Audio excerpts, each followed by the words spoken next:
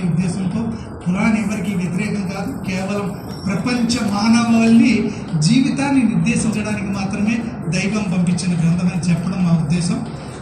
మీరందరూ ఈ విషయాన్ని ఆకలింపు చేసుకుని ఆచరిస్తారని, ఆచరించి సద్భాగ్యం మీకు నాకు మనందరికీ కలగాలని దైవాన్ని వేడుకుంటూ కార్యక్రమాన్ని ముందుకు కొనసాగించాల్సిందిగా ఆరిఫ్ భాయ్ని కోరుతున్నాం.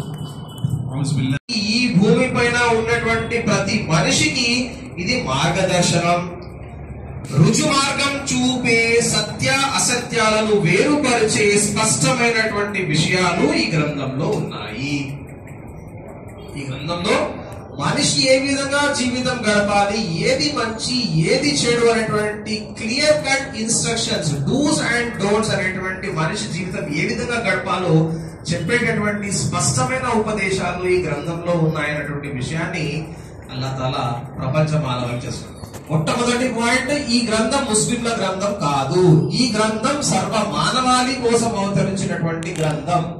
రెండో విషయం, ఈ గ్రంథంలో ఏ విషయాలు ఉన్నాయండి అంటే మనిషి ఏ విధంగా జీవితాన్ని గడపాలి, what are the do's, what are the don'ts, ఏది చెయ్యాలి ఏది చెయ్యకూడదు, ఏది చేస్తే మంచిది ఏది చెయ్యకూడదు. కడతా ఒక్కడే, ద్వితీయ నాస్తి రెండోవాడు లేడు, నహనా నాస్తే కించన అస్సలు లేడు, కొంచెం కూడా లేడు, అసలు కూడా లేడు రెండవ వాడు.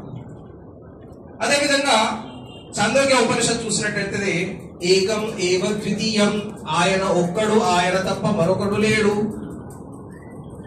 తర్వాత శ్వేతశోపనిషత్తులు చూసినట్టయితే నాకస్య జనిత రచాతిపః, ఆయనకు తల్లిదండ్రులు లేరు, ఆయనకు ప్రభువు లేడు. శుభాకాంక్షలు. ప్రతి ఈ రంజాన్ మాసంలో జరిగే ఈ కార్యక్రమానికి ప్రతి సంవత్సరం నేను హాజరవుతుంటా. ముఖ్యంగా ఆరిఫ్ భాయ్, మీరు చెప్పే విషయాలను ఇక్కడ నేను హెడ్ మాస్టర్ గారు ఎక్కువ మందితో మాట్లాడుతుంటా కాబట్టి